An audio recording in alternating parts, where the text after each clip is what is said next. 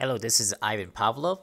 I would like to talk about the Season 8 Teemo Build in 8.12 patch.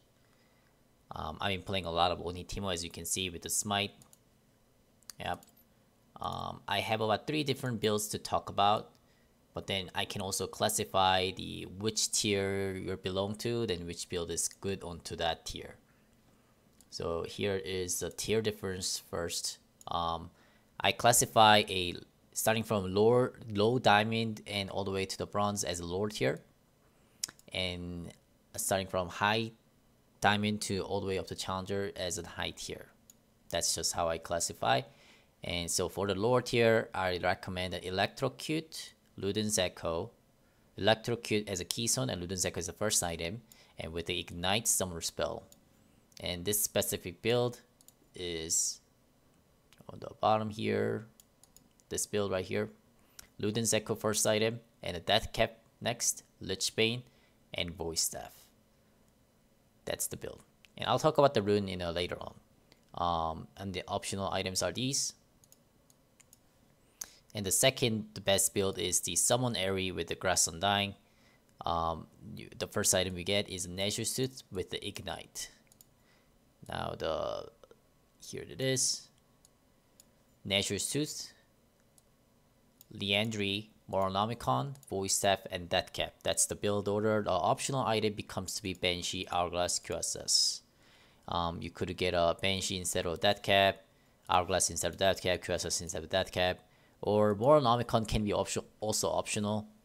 If you don't need this, a Grievous Wand, then you don't have to get a Moronomicon, I think.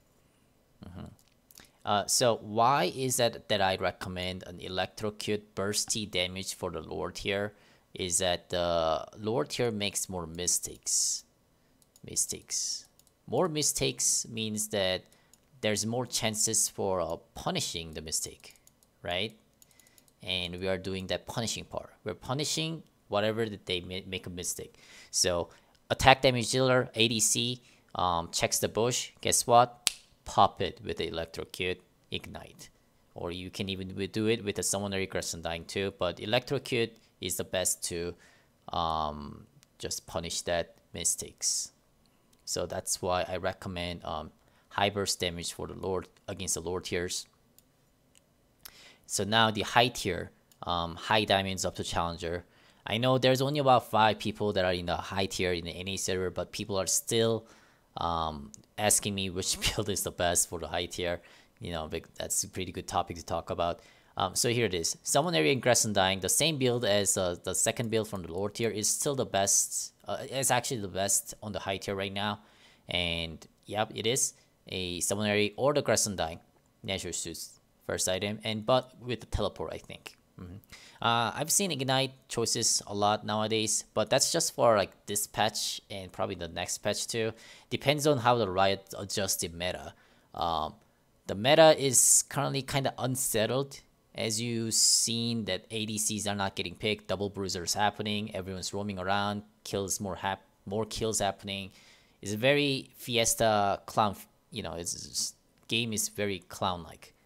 So that's why more Ignite is getting chosen even in the high tier as a top laner. But when the meta gets settled down, I believe it's a teleport. And I still recommend the teleport choice. It's more safe to do it. Also, I guess I didn't explain this. The difference between the Summon Area to the Grass Undying is that Grass Undying is more defensive and Summon Area is more offensive. That's what it is. So it's more... If you're having a hard matchup, then Grass Undying is better. Or if you're having a hard time playing with Teemo, then Grass Undying is better.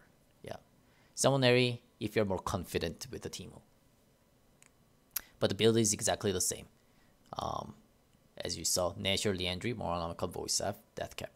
Now the a second build for the high tier. This is the build that I kind of made.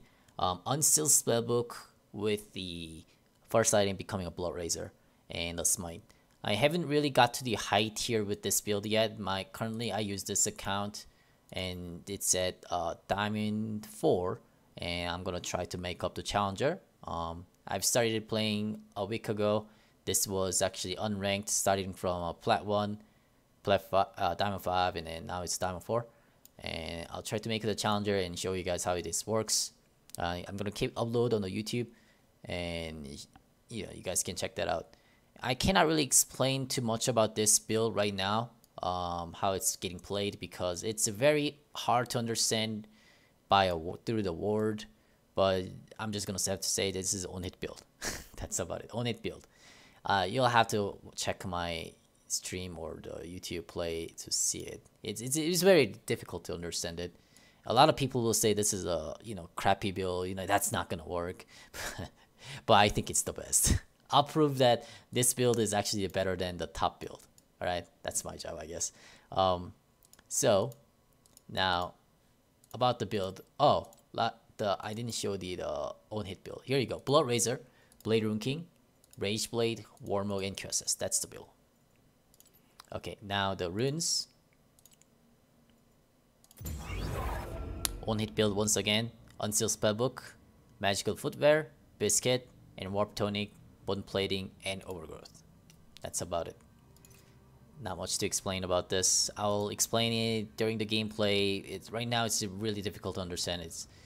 I don't even know how to explain this. Yeah. Electrocute. Okay, now I can explain this one. It's very easy. Electrocute for burst, Chip Shot for damage, Zombie Ward for prolonging the ward, Revenant Hunter for healing, Scorch for damage, Absolute for damage. So mainly damage, and late game some healing, and Zombie Ward for some wards sustain kind of stuff. Really the best build for the lower tier. I've actually been playing in the lower tier. Silver account got to gold, and now it's a platinum.